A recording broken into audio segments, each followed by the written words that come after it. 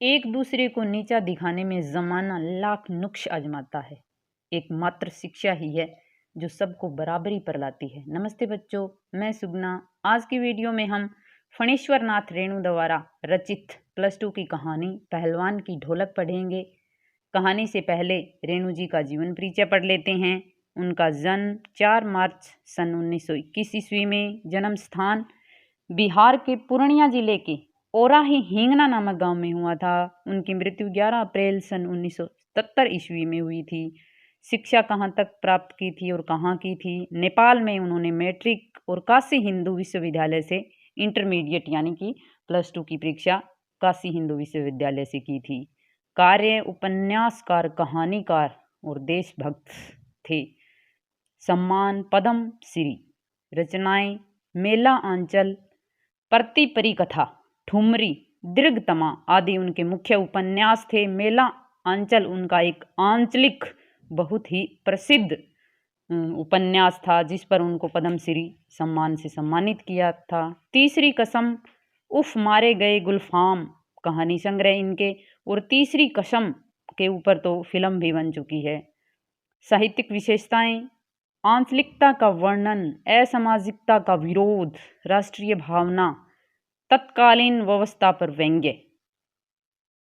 पहलवान की ढोलक एक आंचलिक कहानी है। जब कोई साहित्यकार किसी स्थान से संबंधित कोई घटना, कोई विषय वस्तु या किसी व्यक्ति का वर्णन करता है और उसी प्रांत की भाषा के शब्दों का, उसी की वहीं की वेशभूषा का, वहीं के रहन सहन का, अर्थात उसी के परिवेश में अगर वो लिखता है तो उसको आंचलिकता कहते हैं।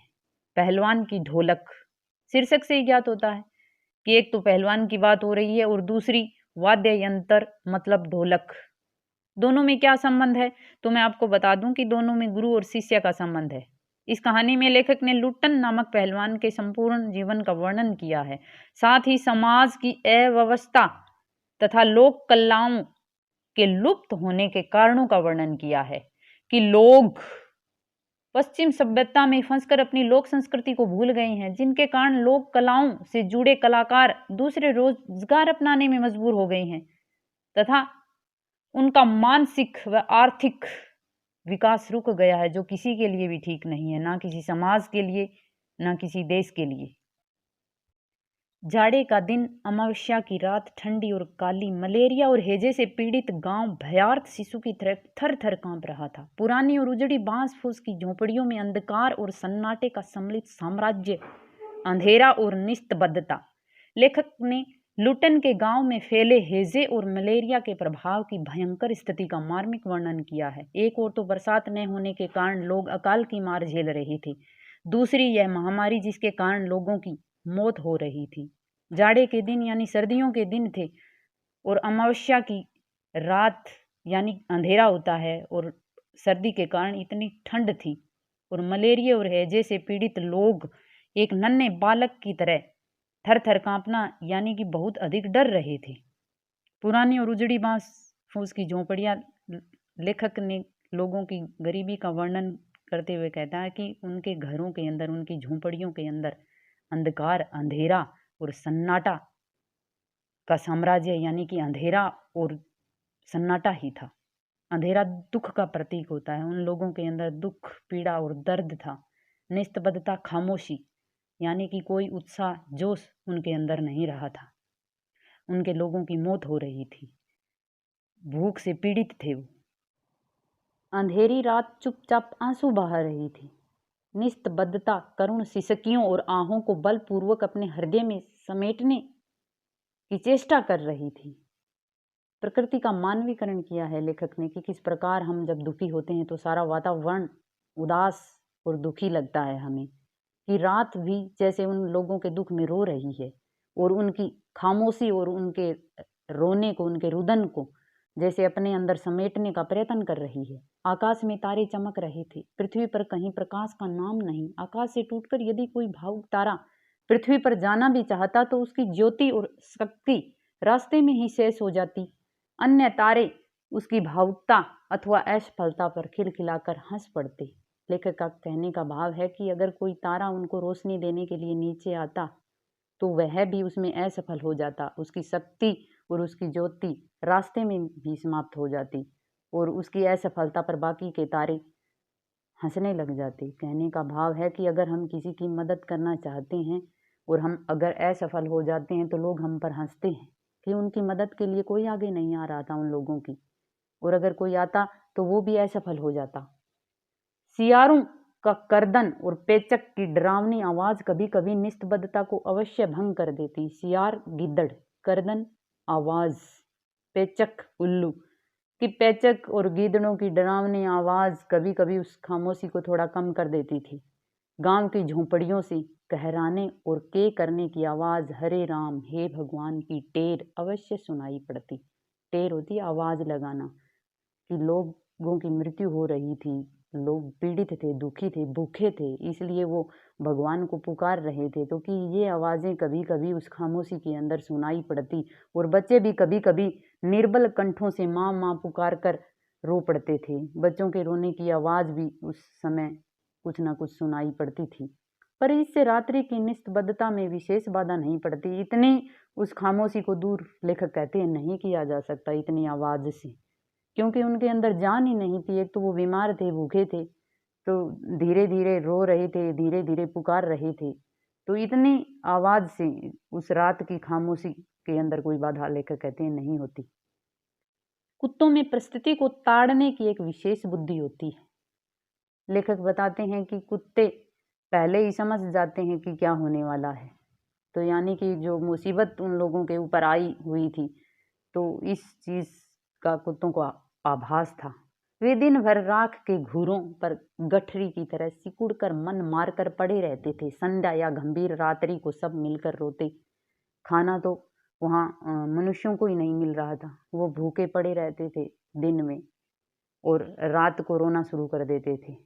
रात्रि अपनी भीषणताओं के साथ चलती रहती और उसकी सारी भीषणता को ताल ठोक कर ललकारती रहती सिर्फ पहलवान की ढोलक। रात अपनी भीषणता के साथ व्यतीत हो रही थी, निस्तब्धता के साथ, खामोशी के साथ, और उसके अंदर सिर्फ आवाज़ सुनाई देती तो सिर्फ पहलवान लुट्टन की ढोलक की। संध्या से लेकर प्रातः काल तक एक ही गति से बजती रहती, चट्टा गिड़धा चट्टा गिड़धा, यानी आजा भिड़ जा, आजा भिड़ जा।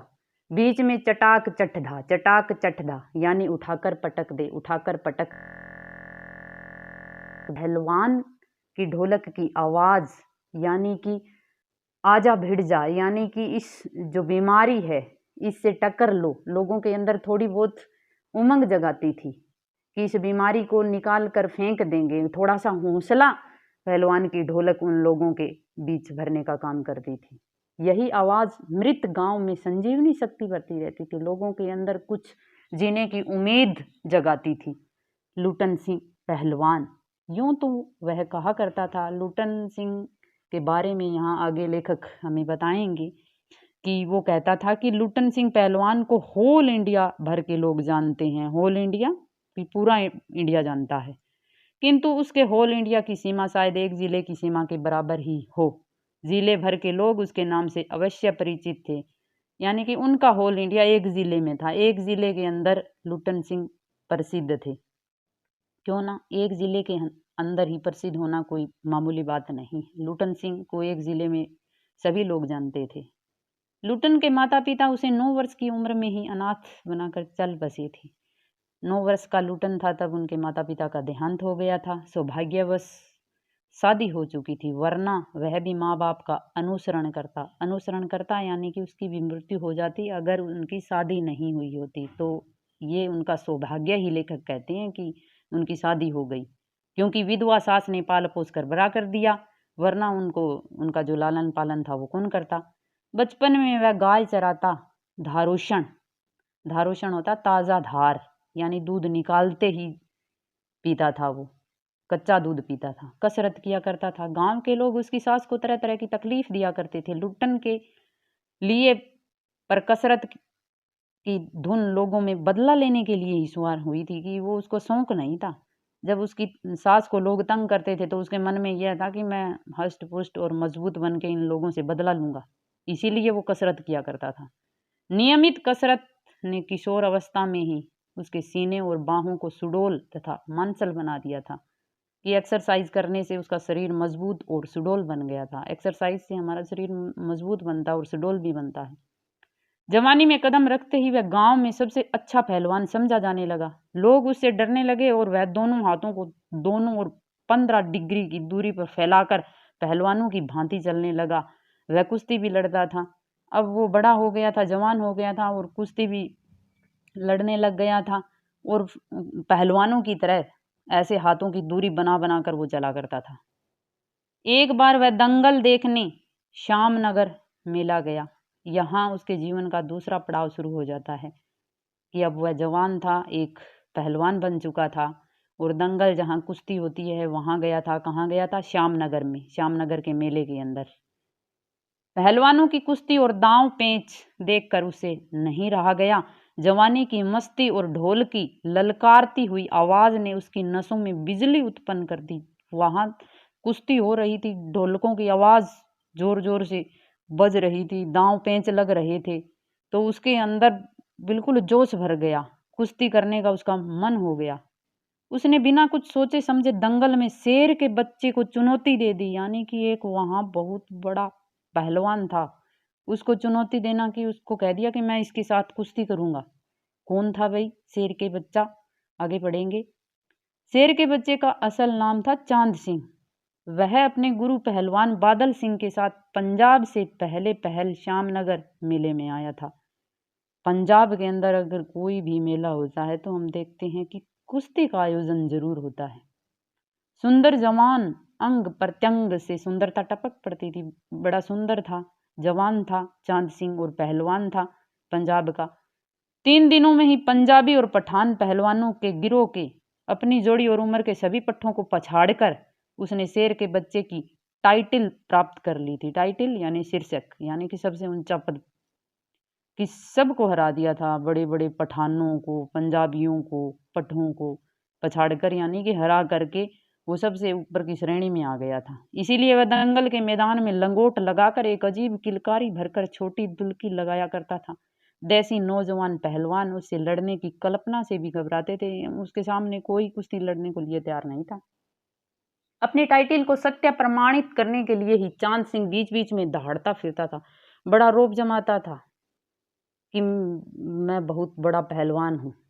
श्यामनगर के दंगल और शिकार प्रिय वृद्ध राजा साहब को उसे दरबार में रखने की बातें कर ही रहे थे कि लुट्टन ने शेर के बच्चे को चुनौती दे दी। शेर का बच्चा कौन? चांद पहलवान, कि जो श्यामनगर का राजा था, जो बूढ़ा हो गया था, उसको शिकार का और कुश्ती का बड़ा शौक था और वो वहां आए हुए थे और उसने अपने दरबार में चांद को रखने की तैयारी कर रहे थे कि इतने में ही लुटन ने चांद को चुनौती दे दी कि आओ मैं आपके साथ कुश्ती करूंगा। सम्मान प्राप्त चांद सिंह पहले तो किंचित किंचित होता, थोड़ी देर के लिए कुछ, उसकी स्पर्धा होती है होड़, कि उसकी शर्त पर वो मुस्कुराया और फिर बाज की तरह उस पर टूट पड़ा, यानी कि उसके साथ भिड़ गया कुश्ती के लिए। शांत दर्शकों की भीड़ में खलबली मच गई, सभी बातें करने लग गए, देखो चांद इतना बड़ा पहलवान है और ये इसके साथ कौन आ गया कुश्ती के अंदर, पागल है पागल, मरा है मरा मरा। पर वाह रे बहादुर, लुट्टन बड़ी सफाई से आक्रमण को संभाल कर निकल कर उठ खड़ा हुआ और पेंतरा दिखाने लगा, यानी कि वो अपने दांव पेंच लगाने लग गया था और बच गया था जैसे ही पहले वो आकर उससे भिड़ा। राजा साहब ने कुश्ती बंद करवा दी, लुट्टन को अपने पास बुलवाया और समझाया। अंत में उसकी हिम्मत की प्रशंसा करते हुए 10 रुपए का नोट देकर कहने लगे, जाओ मेला देखकर घर जाओ, घर जाओ। यहाँ कहने का भाव है कि जो श्यामनगर के जो वहाँ राजा आए हुए थे वो सोच रहे थे कि ये पैसे के लिए यहाँ कुश्ती कर रहा है, वरना तो इस चांद के साथ कौन हिम्मत दिखाए। तो उन्होंने कहा कि आप, बड़ी हिम्मत है, आपने ये चुनौती दी, लेकिन आप ना हार जाओगे, इनके साथ कुश्ती मत लड़ो, अपने घर चले जाओ और ये पैसे ले लो और मेला देख लो। नहीं सरकार, लड़ेंगे, हुक्म हो सरकार।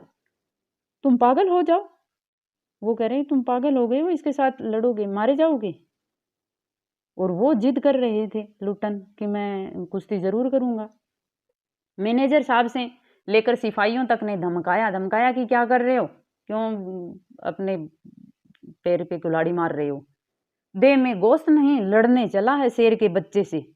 सरकार इतना समझा रहे हैं, राजा को कह रहे थे उनके जो सिपाही थे, मैनेजर थे, कि शरीर के अंदर गोश्त होता मांस, यानी देह के अंदर तो कुछ जान ही नहीं है, और ये शेर के बच्चे यानी चांद से कुश्ती लड़ेगा। दुहाई सरकार, पत्थर पर माथा पटक कर मर जाऊंगा, मिले हुक्म। वह हाथ जोड़कर गिड़गिड़ाता रहा, गिड़गिड़ाने लग गया, जिद पकड़ ली कि मैं इसके साथ जरूर कुश्ती करूंगा। दुहाई दे रहा था।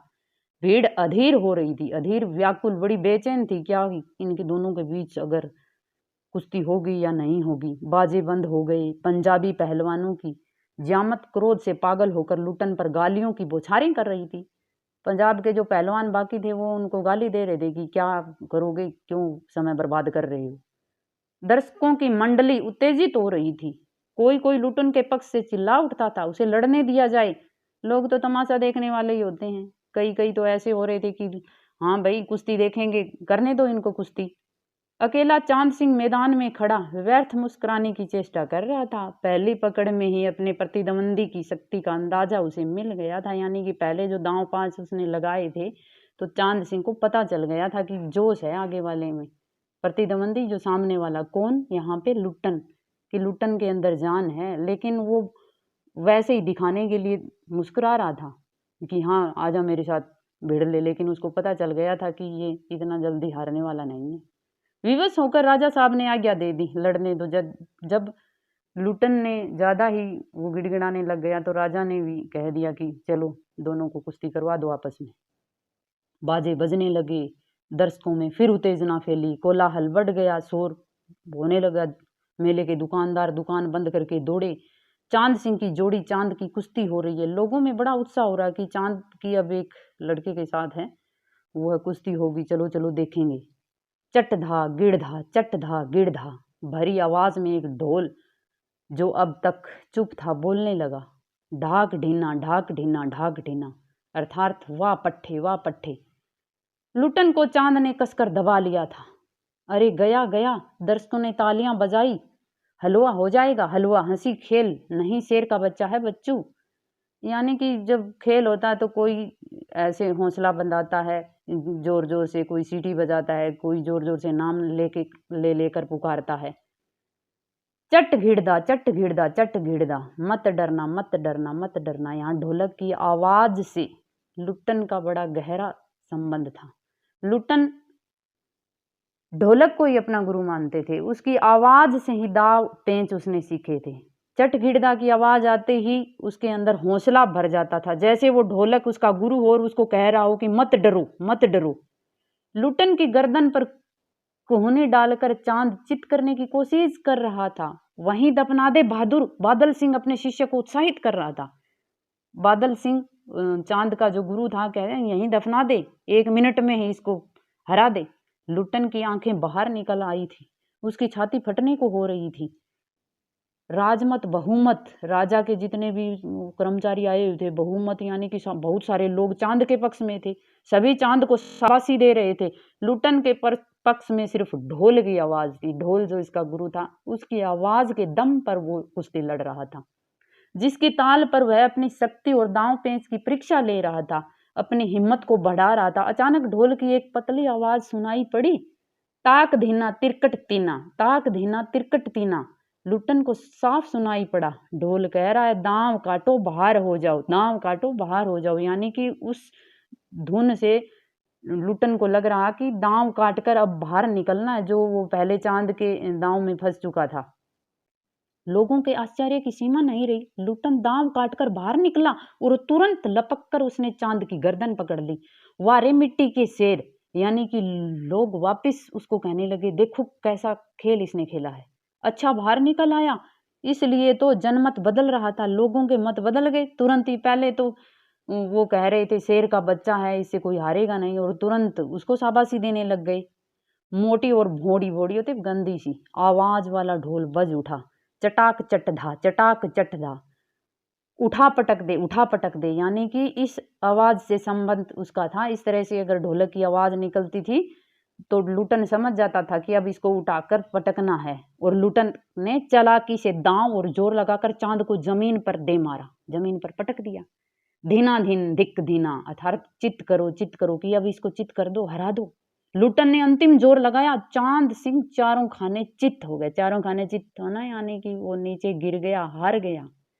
दा घिड़ घिड़ धा, दा घिड़ घिड़ धा घिड़ घिड़, वाह बहादुर वाह बहादुर वाह बहादुर। जनता यह स्थिर नहीं रह सकी कि किसकी जय ध्वनि की जाए।